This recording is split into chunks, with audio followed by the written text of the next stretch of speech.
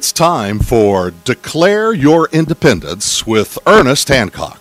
Believe me when I say we have a difficult time ahead of us. But if we are to be prepared for it, we must first shed our fear of it. I stand here without fear because I remember that I am here not because of the path that lies before me, but because of the path that lies behind me. I remember that for 100 years we have fought these machines. And after a century of war, I remember that which matters most. We are still here! Tonight, let us make them remember we are not afraid!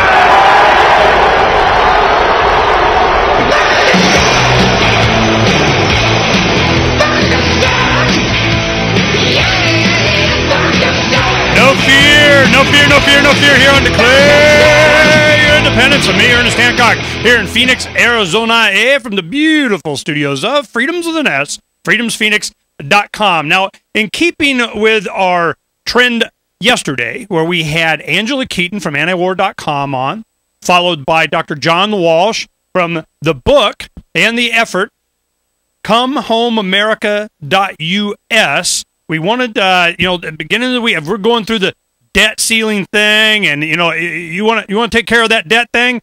Bring in the horns of the empire, and I'll cover a whole bunch of territory you can just do away with, and we'll be a lot better off. Now, along the same lines, we have a gentleman on. His name is Paul Kawika. Now, am I getting that right, Paul? Paul Kawika Martin. Am I correct in pronouncing that? Paul, do I got you there? He's gone. Gotta get back in. Yeah, we're going to get him back on the phone. Let me go ahead and give you some information while I don't have him on here so you guys know you get a little secret insight. What's going on is he's a perfect example of what we've been talking about. All these other issues, animal rights, peace, through, we get more money to go spend on what we want to do it on. This kind of thing is exactly what he's about. And we're going to talk to him about this and see if he has the mindset that he's going to be able to, you got it? Man, we're just getting attacked. It's like every little old thing. Seriously? First yesterday, let me tell you what's been going on. Yesterday during the second hour, they had the internet, Cox Internet, just went down. So now what we're doing, you're hearing now, it's going through. That's why you probably had that they didn't turn off the intro at the network, and we did it overlap and whatever, things happen. But what we're doing is we use our mobile Comrex access. Now, what you can do is, we'll deal with that later. But what happens is, all of a sudden, all these, internet and phone systems going, they don't want Ernie talking about peace, man. So I'm going, okay, if that's how they want to roll. But we'll go ahead and get it taken care of here. But let me tell you, the issue is this. I'm looking at what happened during the 04 and then the 08 election cycle is there was a co-opting of the peace movement, and it was the anti-war movement. And what they wanted to do is bring it under one umbrella so that they can then just disband it or control it or no immediate withdrawal. It's a phased withdrawal. It's ringing now. Go ahead and do that. Well, it was. All right. Well, we'll get it taken care of during the break. Go ahead and call and let them know that we're working on it. So what we're going to do is Peace Action. I'll go ahead and read the bio to you, and I'll save us some time when we get back into the next segment. And it goes like this. For nearly 20 years, Paul Kawika Martin is his name, Peace Action's organizing and political director, has worked with numerous environmental, peace, animal rights, and human rights organizations, including Greenpeace and the Nobel Prize-winning Physicians for Social Responsibility. Mr. Martin worked with a Clinton presidential commission and spent a year campaigning in 20 countries on Greenpeace ships, including the Rainbow Warrior. Mr. Martin uses his expertise on nuclear weapons and U.S. foreign policy to lobby Congress and to mobilize Peace Action's 100,000 members and 100 chapters around social change. Now, it's not anti-war, it's not peace. That's just a mechanism. It's all about this progressive agenda. Peace Action is the largest grassroots peace organization in the U.S. The White House, NGOs, members of Congress, and their staff consult with him on legislation and strategy around the issues of abolishing nuclear weapons, Afghanistan, Iraq, Iran, and reducing the Pentagon budget. Representative Barney Frank asked him to join the Sustainable Defense Task Force, which released the influential report, Debt, Deficits, and Defense, a Way Forward, on reducing the U.S. military budget. He holds leadership positions in 2 largest peace coalitions, on and on and on and on. Well, then it goes on to talk about win without war and united for peace and justice. I'm telling you, it's this justice thing that always comes up. He's founded several influential coalitions working on Iraq, Iran, Afghanistan policy, and chairs a nearly 6-year-old meeting between NGO leaders and congressional staff. And it goes on and on and on. They fund and endorse progressive candidates.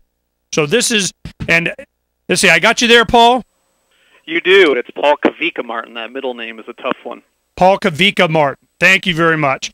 I had the opportunity before we go to the first break in a couple of minutes here to kind of give your bio, and I wanted to go ahead and give you a prep on what we did yesterday and how this dovetails into the work we did yesterday. We had Angela Keaton from antiwar.com on and Dr. John Walsh from the book ComeHomeAmerica.us. Are you familiar with that effort? I'm familiar definitely with antiwar.com. And ComeHomeAmerica.us has a lot of people from all over the political spectrum and certainly from the left and their arguments against war. And the reason I did those shows and we have you on is because a week and a half ago or like 2 weeks ago, I was in New Hampshire at a convention where Angela Keaton from antiwar.com spoke, and she's a hardcore, well-known libertarian. And she made this point. She said, from now on, we need to understand how important this anti-war effort is. And as libertarians, when we go into anti-war groups, and, of course, we have a lot of progressives and people from the left that are on our side and paleoconservatives even that are against war. We need to check our libertarianism at the door. We need to, quit, put it over here, and we'll focus on one thing, ending the war. Now, John Walsh is a well-known progressive, and so we had him on, talked about, is that possible with the left? Because, of course, it's always, how much money we'd save by not bombing and how many things we could spend it on for the people here and, and distribute the wealth better here at home and et cetera. The argument.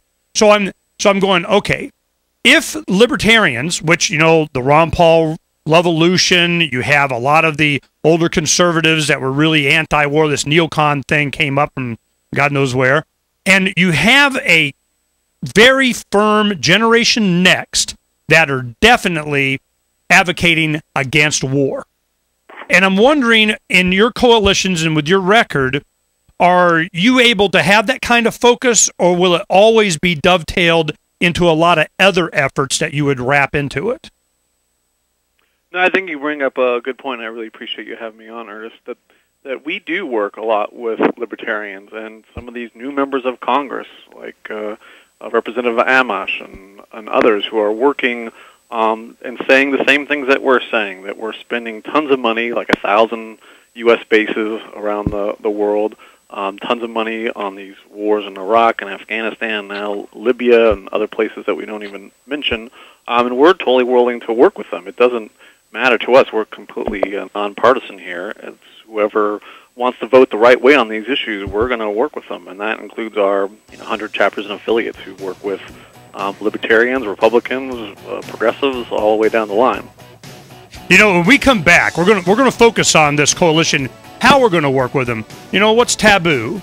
What isn't discussed? Can we keep it focused? Because it needs to be. We'll be right back here on Declare Your Independence with me, Ernest Hancock in just a little bit with Paul Kawika Martin in just a moment.